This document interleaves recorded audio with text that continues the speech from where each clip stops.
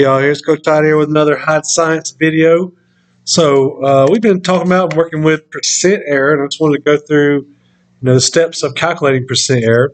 Percent error is good and useful to kind of feel out how accurate we are in our calculations and our experiments, especially when we have a reference value to test against.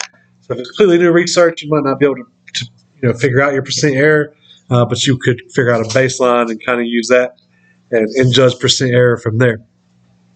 So this is our formula we use for percent error. Okay, we have percent error equals actual value minus expected value divided by expected value times 100%. So let's say that I did, for the actual value observed, I did an experiment, right? Something similar to what we did. I weighed out some stuff that I pipetted. So I ran an experiment, ran through a series of steps, and I came up with a final volume, and I say I came up with a mass of 8.1 grams, right? So then maybe I looked into a reference book, something like this, but it's probably a lot nicer, and say I was doing trial 3. So I go in my reference book to trial 3, right, which is 10.4 grams. So my expected value is 10.4 grams. I would use these numbers in my formula here to set this up and figure out my percent error. So it would look something like this. I have the absolute value bars. What these absolute value bars does means that anything that I solve inside of here cannot be negative.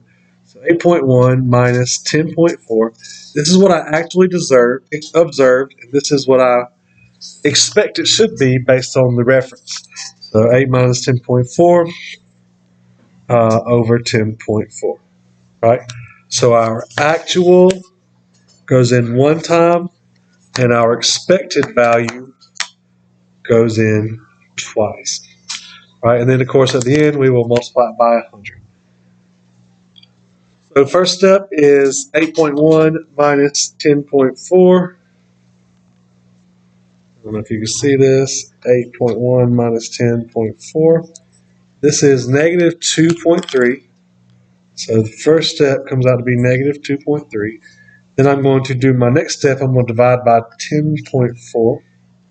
So my answer of everything inside of this is negative 0.221153. But because I'm in absolute value brackets, I just drop this negative. My last step is going to be times 100, which moves the decimal place twice. So this is 22.115% error. This is not a good percent error. So let's kind of go back. Do not have my rags. Make it work with the gloves.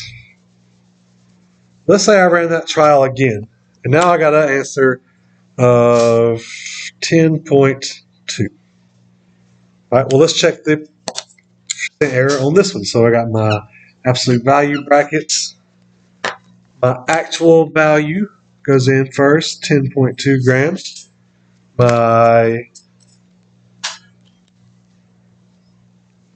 expected value goes in next, 10.4 grams.